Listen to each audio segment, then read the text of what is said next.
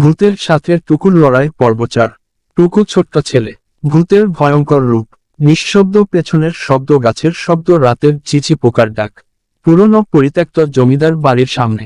টুকুর মনে আছে তার দাদু বলেছিলেন এই জমিদার বাড়ির তলদেশে লুকানো আছে এক পুরনো রহস্য, আর এই রহস্যের পাহারাদার এক ভয়ঙ্কর আত্মা।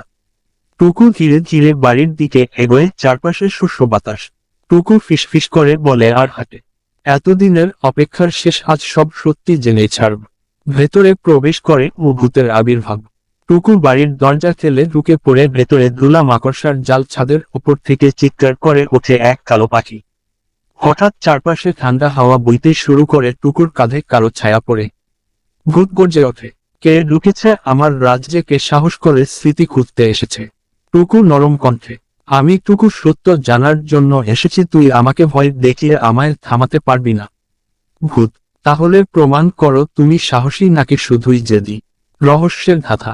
ভূত টুকুকে একটা ধাঁধা দেয়, পুরনো কাগজে লেখা ধাঁধা। ভূতের দেওয়া ধাঁধা, আমি এমন এক জিনিস যাকে ভাঙলে শব্দ হয়, কিন্তু নিজের নই, কোনো রং বা ছায়া না। বল এটা কি? টুকু ভাবছে, ভাঙলে শব্দ হয় কিন্তু নেই রং বা ছায়া। টুকু, উত্তর হলো নীরবতা।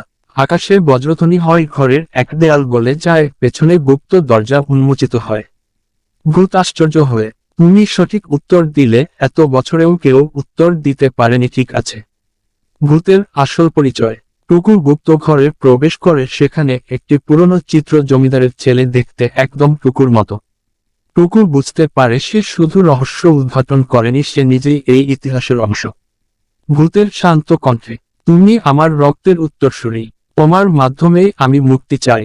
টুকু, ঠিক আছে, তুমি চাইলে আমি তোমার শান্তি ফিরিয়ে দেব। মুক্তির পথ। টুকু দেয়ালের নিচে খুঁজে পায় পুরনো বই, যেটা ভূতের জীবন কাহিনীর প্রতীক। টুকু, এই বইটা তোমার, তুমি যা চাও আমি তা করে দিব। টুকু বইটি ঘরের পুরনো স্তম্ভের নিচে রাখে, আলো ঝলসে ওঠে।